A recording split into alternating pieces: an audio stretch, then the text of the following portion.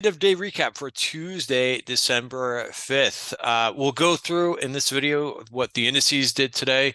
I think that there's definitely some levels to watch. We'll talk about what performed well today, what didn't. I think, as you can see with the spreadsheet that I've got in front of you, that there's quite a bit of different performers for the day. So I will go over those as well. And then we'll also talk about, some of these stronger names. I've got, my list of earnings strength, earnings gap lists has over 80 names at it at this point from this last earnings quarter. So there's a lot of names to go through, but what's always interesting to me is what names did particularly, or what names, are pulling back a little bit versus what names are not really pulling back that much, right, in terms of buying some of the potential dip opportunities. So I'll give you a couple examples of those names. So sorry, I'm watching the news kind of roll out here as more names are kind of coming out with earnings. I didn't see Toll Brothers, but it looks like Toll Brothers came out. This is what my end of days are normally like, just providing a little bit of context in terms of, Toll Brother of what names are reporting earnings. Looks like Toll Brothers had some good numbers. I see them up a little bit. Where's deliveries forecast, which I think is what they're really concerned with, beat earnings. So I'm just going to throw this in our trading room here. Whoops. There we go. And we'll move back to this. We'll talk about some trades for the day too. All right. So first of all, what do we have here for the S&P? Well, not much. It kind of looks like a doji candle for the day. And someone asked me like a pretty good question too, which I didn't get back to them. But they said, does this trigger the 80% bearish rule? If you're not familiar with the bearish and bullish 80% rule, so first of all, that's of course like using value area studies, which of course I look at in my charts. And what that means is when you start below the value area, when you start a period such as December, right? This is value area, for example, is for the month of December. That's not going to change, right? Because that's based on November's volume and price activity. But when you start a period such as November, and you start below the value area, once you break into the value area, there's an 80% chance that price goes from one end of the value area to the other. So, and I didn't make that rule up. You could Google that, right? You could Google, 80% rule using value areas. And that's basically it. It just means that 80%, there's an 80% chance that the price will get through that whole value area in a given period. So again, you kind of have to cuff that a little bit with whether it's the beginning of the month or if it's the end of the month.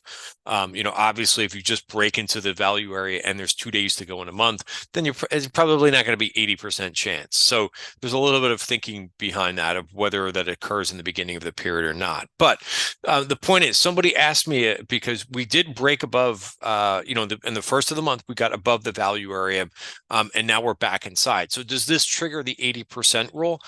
I don't think it does. I actually conferred with my colleague who came up with the market webs, and we kind of agree that it's more of just a rejection at those highs and not triggering. You have to spend more time. You can't just spend like, it's kind of like, getting into a pool, right? And you dip your toe into the pool, right? And you're not going to get completely wet, right? So you bear, so it's kind of the same thing. It's like, well, there is a toe that was dipped outside of the value area, and I don't think that really classifies as, starting the period outside and firmly establishing itself, right? You're not in the pool, so to speak, when you just dip your the Qs, which outperformed today, not by a whole lot, but was up today. This is a different looking picture than the S&P, right? This is more in the middle of the value area, and it did come into that 20 period movie. So when we, by the way, when we have a value area like this, right, where there's not much that I can really rely on a signal, right, because we started the month inside value, we've got a ways to the top of value and to the bottom of value. So I kind of rely on the moving averages for signals, right? And something like this where you break out, we're back below the 5-period moving average, so we've lost some of that upside momentum, but we're holding the 20-period moving average, which I think is a positive for now, right? Notice that we had this nice hammer bar, and then we moved up a little bit further today. We did not close on its highs. So I think for now, these are things to be monitored, because you do have this in the Qs. You do have this gap here that could get filled. So if we break this 20-day moving average, yes, I would watch out, right? And that's why it's kind of tricky in here too, because we're not doing anything. There's no major like confirmation that we're going higher or back higher, and there's no confirmation that the bottom is in either, right? In terms of this little dip that we've got on our hands over the last week. And I think also there's when you jump to the 1 hour, notice how different it looks than that S&P value area. Notice that we broke below the value area for the week, and we had, but that is really wonderful to talk about with that price action, right? That would have been a little bit more an improvement if we managed to get inside the value area for the week. But so we're sitting here below value, which we broke right in the beginning of the day yesterday, and nothing really to kind of to be positive to kind of hang our hat on, other than we're off the lows pretty decently. So that's it. We're kind of waiting for more information there in terms of what the S&P, which is inside value, and the Qs, which is just right below the value area. What about IWM? Well, you could see from the bottom left of my screen, the breadth was not good today. And again, if you could also look at an advanced decline line, right? I'm going to go through some sectors, but you could see there's a lot more red on the screen in terms of sectors, right? Versus a lot more red than green. Only a couple sectors that, I only see actually one that was above 1% for the day. Is that right? I've got another sheet over here with that information on it. There's a couple things. Yeah, XLK which was up 60 basis points today. So that because it's such a big portion of the market, the XLK tech is over 20% of the S&P. So when you have something like that happen, it negates a lot of this poor breadth, because a lot of the bigger companies did the heavy lifting today in terms of the overall performance of the S&P and of the Qs. So yeah, not good breadth. You have to, and so the question that I have here for the small caps, which drastically underperformed today, down 1.3%, is that all that we're going to get out of the small caps in terms of we had a nice 2-day rally and not much thereafter so far, but we haven't lost anything here in terms of like the momentum. We're still above the 5-period moving average. So if you're loving the small caps and you're disappointed by today's price action, I would say on the positive side, we haven't lost the 5-period moving average, and we're also, unlike the S&P and the Qs, we're still above value. Now, everybody has different conviction levels. I don't have a lot of conviction in IWM, and I can explain why really quickly. But if you look at the groups and the sectors, right, you've got a big concentration of banks are in the IWM. There's a lot of financials in there. There's also a lot of healthcare and biotech, and there's a few other sectors in there too. There's some tech in there too, of course. But I just find it very difficult to believe that I would rather wait for the trend to reveal itself. And I mean a trend other than sideways. But I think that you could play some of these turns. And that's essentially what I did. And I sold out of a small IWM trade that I had on. That I got long in the beginning of the day on Friday. Again, nice momentum, and that's how I kind of look at a lot of these names that are like the short squeeze, high short interest names, right? Usually the high short interest names, unless there's really something crazy going on, right? They see some short covering, they have some momentum in them, and then they kind of cool down a little bit, and then they go back to what they were doing. So that's my take on things that are reverting to the mean, right? Where kind of maybe got a little bit oversold, right? A little bit out of favor. Those things could bounce, but I don't know if you're going to get much more out of them, right? That said, even though I sold out of IWM, that doesn't mean that the move is over. I'm just happy getting small gains out of a trade and moving on for a group that I don't see as showing leadership right now in the market, other than the 2 days that it rallied, right? And also notice this virgin point of control. Maybe watch this 184 level to see if we can stay above there. And yes, there are other virgin point of controls above there, so it's important that it hangs on to this one rather than reverting back down. All right, so that's a lot of analysis there. I wanted to go over, so the next topic that I think I wanted to go over in this video was, what did well today?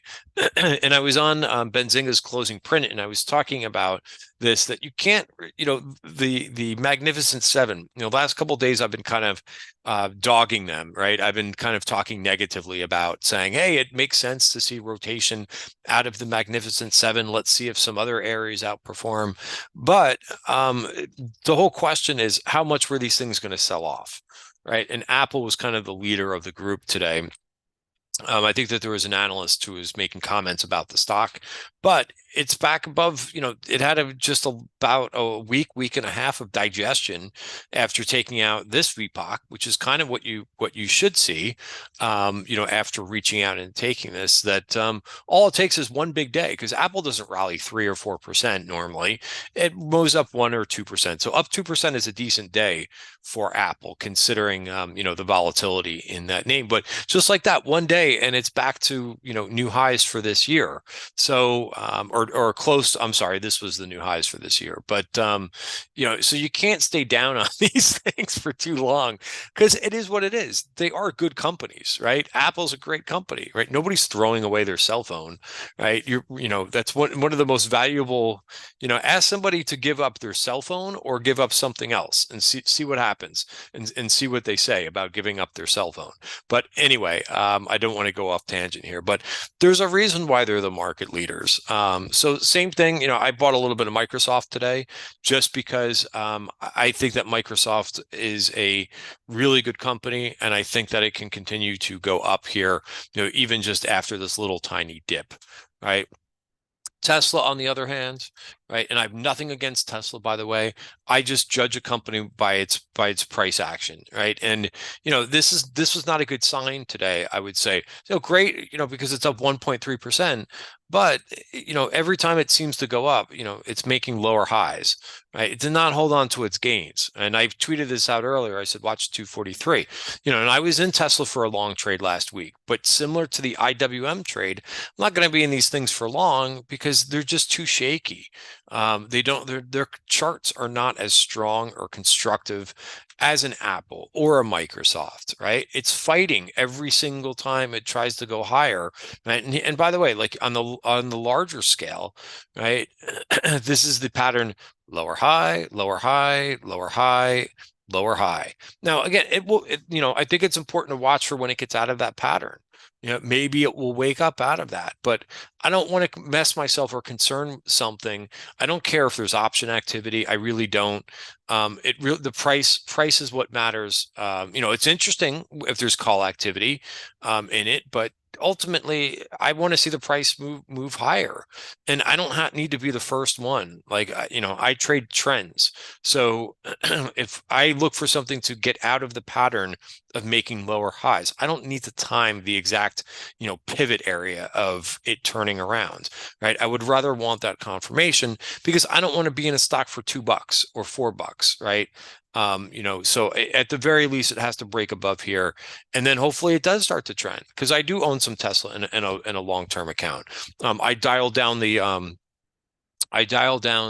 position size, right? Because it just hasn't been acting well in terms of, what the overall market has been doing, right? Here's the cues, right? Out of the pattern of lower highs, Tesla, not. So I don't care how much option activity comes in the name. So yes, so this was the group that was strong today. Again, it kind of, because there's such large companies, it kind of masked masked some of the under the hood weakness, right? And then, I wanted to go through just a couple names because now, like I said in the beginning of this video, I have over 80 names on my earnings strength watch list. So you can kind of begin to go through some of these things. And really quick, I did this in the Benzinga closing print right at the end of the day, but we're talking about three companies: DraftKings, Shopify, and CrowdStrike. Why those three companies? I don't know. They were just three companies that were on my radar. But DraftKings, right, had this nice earnings move, some nice follow through after it reported earnings, because here's the earnings candle. This was at $33. So when it did go all the way up to 39, that's a nice percentage move, right? And now what you want to see is, now that it's dipping a little bit, you want to see those institutions come back in and say, hey, I want to get back involved in DraftKings on a little bit of a move from the highs, right? If we start to see a move further down, right, it tells me that there's just more distribution, right? More institutions are getting out of the stock and taking gains, rather than thinking that the stock has that much more of a runway to the upside. Now, and of course, things could always change, but this is how I kind of analyze things, right? Shopify, which is another name that I'm not in right now, that I'm kind of, looking at. And this one was off to the races on earnings, right? Big, aggressive move after it reported earnings.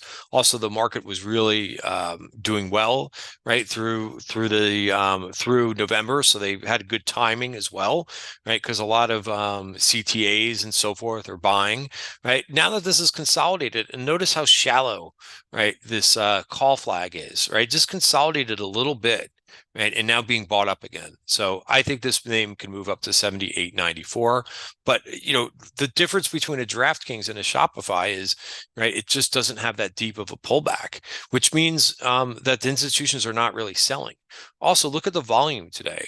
Notice how this green candle, right? There's a lot more buyers on the green days. There's a couple of red days in here where maybe there was a little bit of profit taking, but still not as much, still dwarfs this candle, right? And then CrowdStrike, which is another name that has been on a humongous run, but notice what's happening here, right? There's no sellers yet in this name, and I can't tell you when. Like, I don't have a crystal ball. I can't tell you when an institution starts to sell, but I can tell you that right now it's not presently doing that. And people are still kind of, I don't want to say chasing CrowdStrike, but they're not letting it go down too much. So even if somebody is taking profits, they're not doing a whole lot of them, right? And you could see the volume as well. But I think that this is very constructive, in a name like CrowdStrike, which I do own in my TTT trend portfolio. Also look at Palo Alto, right? Palo Alto had one red day, opened up lower today, and look at the buyers come right back into this name, up 2%. So again, there's a lot of demand out. There's a lot more demand right now for these names than some of the other names that are pulling back a little bit deeper. So I'll end it there. I thought that this MDB, I did have on an earnings trade for MDB. I can't tell you why it was trading down, or if it still is trading down. It is still trading down a little bit. Maybe that the expectations were just a little bit too high, right? Sometimes these names like GitLab, like I don't think anybody was really talking about going long, for GitLab earnings. And, that's been a lot of the cases, I think, in software, some of these software names. You haven't really heard, some of the more unpopular names, right? We talked about Elastic the other day, right? This name had a huge move, perhaps because people maybe just gave up on it a little bit, right? It was an underperformer in the month of November, right? And look at this thing, still has legs. Where I think MDB, everybody was kind of looking for this move. So the fact, maybe it's shaking people out. I think it could turn green here at some point, maybe not in the after hours today, but maybe tomorrow, because I didn't see anything negative. Maybe they'll say something on their earnings call that will reveal itself. So in any event, the bottom line is, as the market is consolidating and the indices are taking a little bit of a breather going sideways, patience, right, is really the name of the game right here, right? Don't don't have that FOMO where some idiot on Twitter is ranting about how great this month of December is supposed to be. Wait until you get some confirmation, right? Wait until you see the indices kind of regrouping and starting to kind of break, like at least for the Qs back into the value area for the week. All right, that's all I have for you. Have a great night. See you tomorrow.